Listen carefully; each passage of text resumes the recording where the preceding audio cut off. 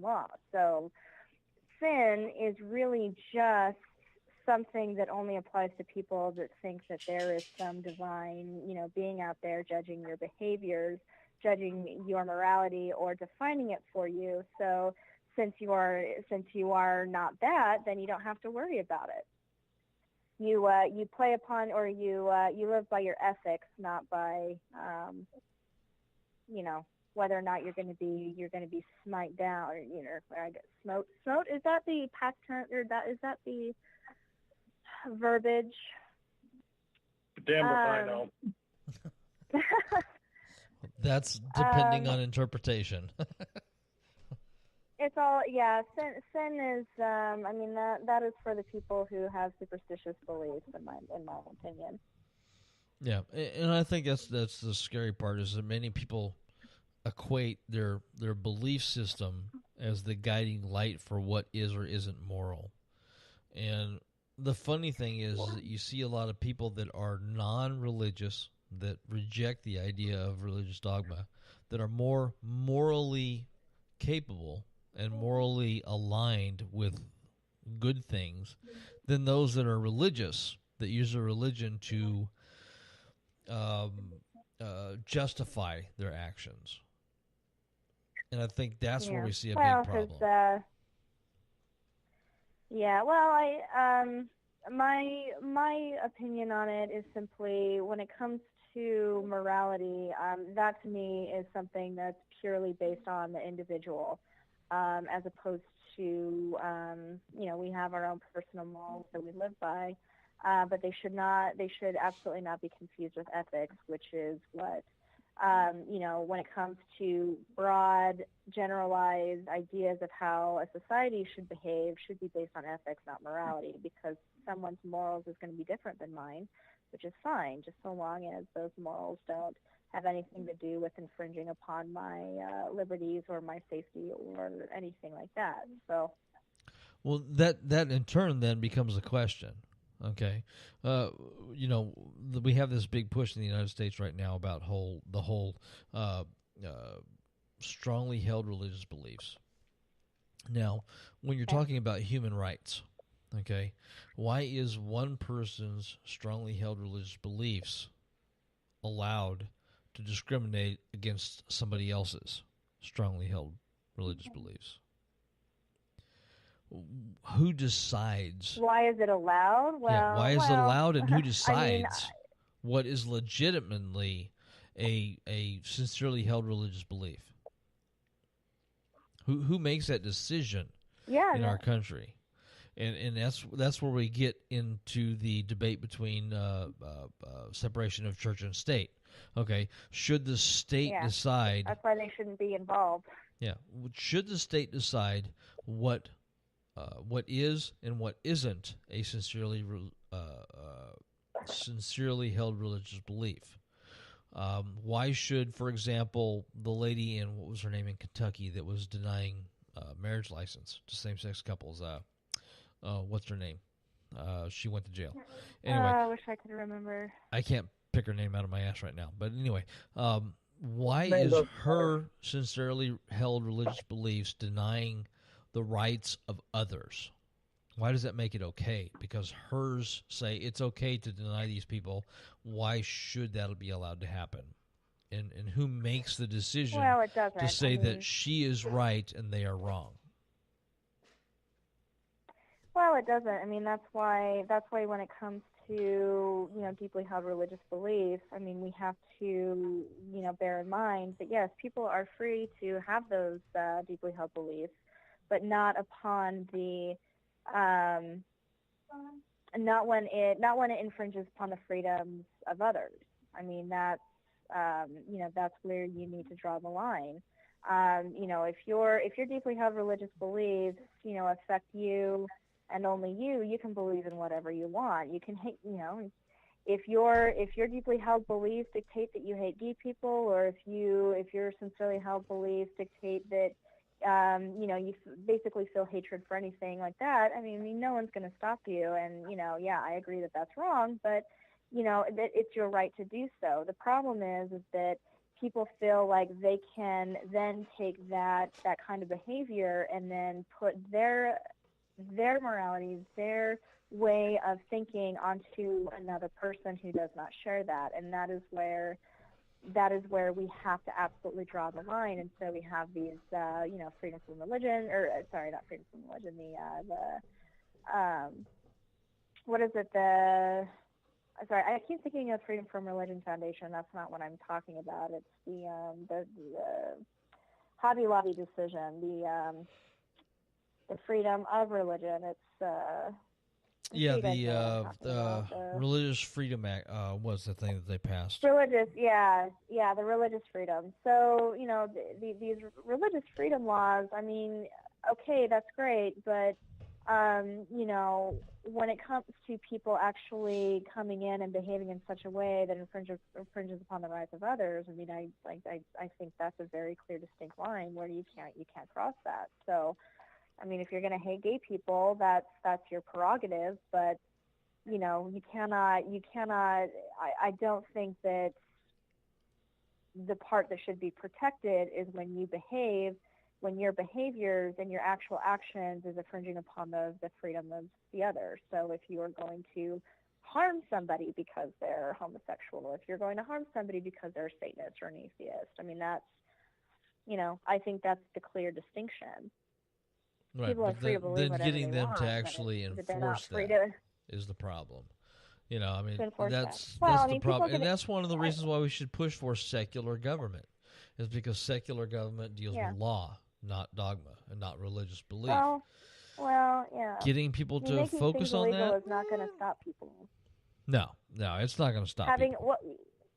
People are going to do what they're going to do. It's not. I mean, yeah, they're going to do what they're going to do, and they're going to have to suffer the consequences of those actions. I mean, government should absolutely have, no bias in that way whatsoever. I mean, yeah, we should absolutely have a secular government. That's the whole idea of, what it should be. But unfortunately, it's not what we're dealing with right now. And Sure. That's why TST fights as hard as they do for that, because we want to see that. Yeah. So for anybody listening out there that wants to chime into this interesting conversation, our call-in number is 480-405-1465. Call in, be polite, or we hang up on you. But let's expand the conversation. That's one of the problems we have in our country, is nobody actually wants to have the conversation. We're here. We're ready to have the conversation. Come on in. Join us. Give us a call. That kind of thing. So we have about 20 minutes or so. We have 22 minutes before the show goes off. So when we look at our current governmental situation with our new president and his new staff, I guess you could say, we have come upon the age of alternate facts, which to me is just fucking weird. Alternate facts. And we've seen I've seen a lot of different memes talking about alternate facts. I guess sometimes, depending on what it is, opinion, especially in the way of Fox News, can be looked at as its fact. And that doesn't necessarily mean that it is fact. It just means that people have the impression that it's fact, and so they follow it. And I think that's one of our problems in our country, is that too many people follow opinion as fact as opposed to finding out the facts for themselves. Now, when we're talking about, like we were talking earlier about the abortion thing, okay, my belief or my ideology about it is that, like, for example, the Satanic Temple believes in body autonomy, and that the government should not be telling an individual what they can and can't do with their body. Now, there's a lot of other belief systems. For example, for a humanist, which is what I am, I believe that it's not government's responsibility to take part in a person's health care decisions, which is the same thing. The government should not be telling a woman what she should do or shouldn't do with her body. There's a lot of different beliefs out there, and a lot of different moral backgrounds out there that believe that. But because, for example, here in Arizona, we are governed by a very conservative, evangelical type legislature. We're never going to be able to have the conversation here in Arizona, and I'm assuming that the same is for the same in Utah, and probably New Mexico and Kentucky and Alabama and a few other places. So, with that in mind, I mean, how does a satanic temple in Utah fight against that stigma, where you can't have that conversation, even though that conversation needs to happen? Well, I mean, the way in which we try to have that conversation is to simply start it. So,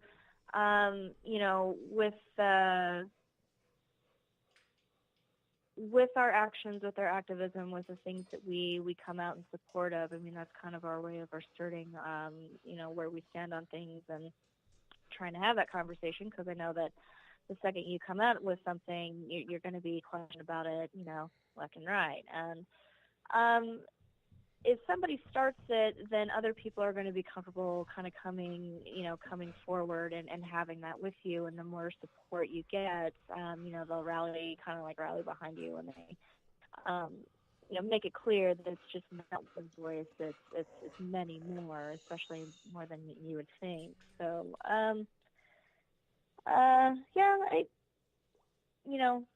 all we can do is start it, and we clearly with other chapters, we have our Baphomet, we have our invocations and stuff like that, where we are asserting our right to be a part of that conversation. We are asserting our right to be heard and be a part of our communities. And with Utah, we have some things that we're working on right now that we will be announcing here, within the next month or two. I mean, we had a really good start for our after-school state, and that's kind of been taking up most of our time. But now that we've got that up and started, we can concentrate on some of the things that are important to us on a local level. And when we do, that'll be our way of saying, this is important to not only us as Satanists, but this is important to us as a community. This isn't just a Satanist issue. This is a, people of Utah issue. And, having that conversation, making it known that this is a problem, I think that helps contribute to that. And, so we'll be getting more involved with that here pretty soon. Now, one of the other things, one of the things that we're working on here is we're trying to, I'm the new chair of our legislative district for the Democratic Party. And my idea is that instead of spending all of our time focusing on trying to get people elected to office, that we should start and concentrate on focusing on community building. Working on food drives and clothing drives and cleaning up the neighborhood and this, that, and the other, as opposed to, our politician's better than yours. Now, is that something that the Satanic Temple is that something that you guys have kind of on your docket of possible ways to interact with the community to help break the stigma of, they're Satanists, they're evil?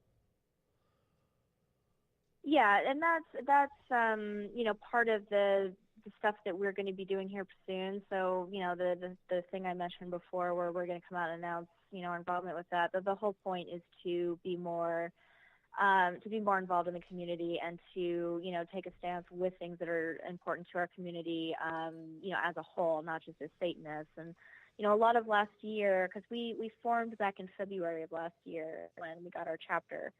And after we had our big unbaptism event, a lot of the things that we did afterwards, the events and stuff we did, was really just concentrating on building those relationships. So we've had a lot of good support from our Atheists of Utah people.